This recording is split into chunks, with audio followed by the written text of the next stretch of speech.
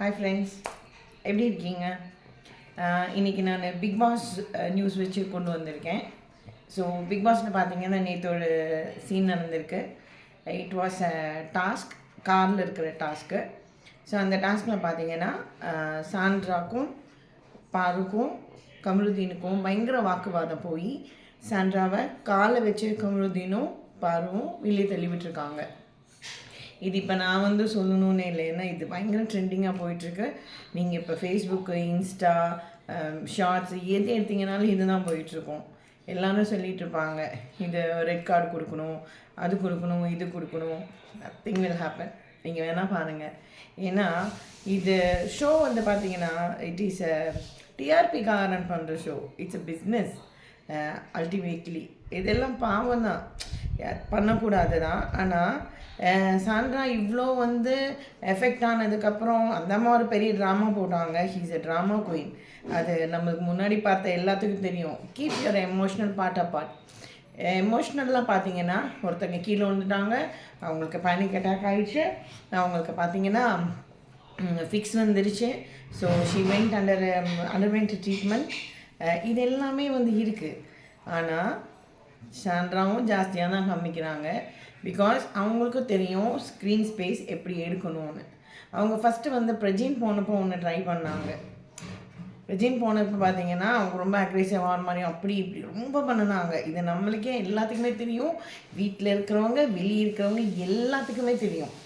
ஆனாலும் அந்த கார்டு அவங்களுக்கு சரியாக ஒர்க் பண்ணலை. ஏன்னா அதுக்கப்புறம் விஜய் சேதுபதி எவ்வளோ காட்டில் கொடுக்கணுமோ அது கொடுத்துட்டாரு. ஸோ இப்போ பார்த்தீங்கன்னா சாண்ட்ரா விழுந்துட்டாங்க தான். அந்த ஷாக் யாருக்குமே இருக்கும்.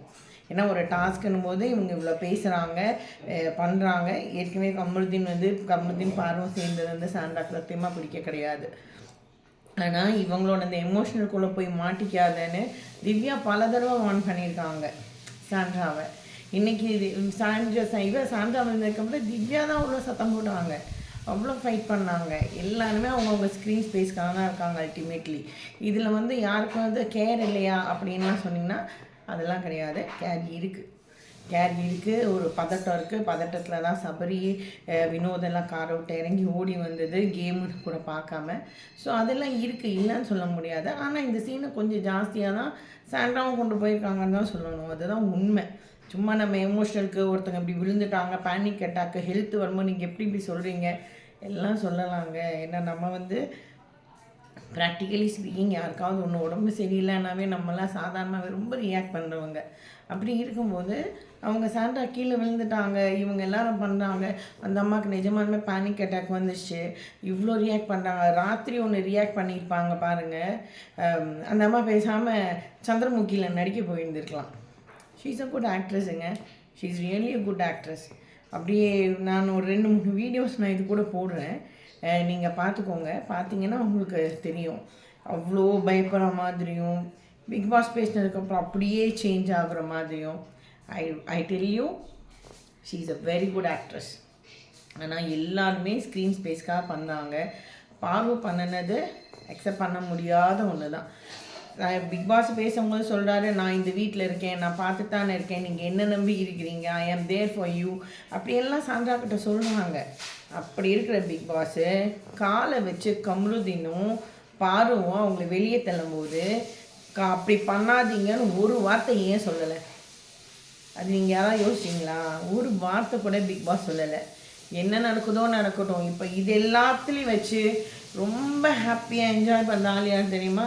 Big Boss. இது ஒரு டிஆர்பி ஷோ. இன்றைக்கி டிஆர்பியில் அவங்க தான் லீடிங்கில் இருப்பாங்க. ஏன்னா இன்றைக்கி சோஷியல் மீடியாவில் ஓப்பன் பண்ணிங்கன்னா அத்தனை பேருமே இந்த பாரு, கமருதீன், சாண்ட்ராவை பற்றி தான் பேசிகிட்டு இருக்காங்க. It's a purely TRP show. நம்ம எல்லாம் அப்படி போங்கணும் பார்த்தீங்களா? இப்போ நான் தான் வீடியோ போட்டுட்ருக்கேன் இதை வச்சு. இதுதான் உங்களுக்கு வேணும். This is what they need and they achieved it.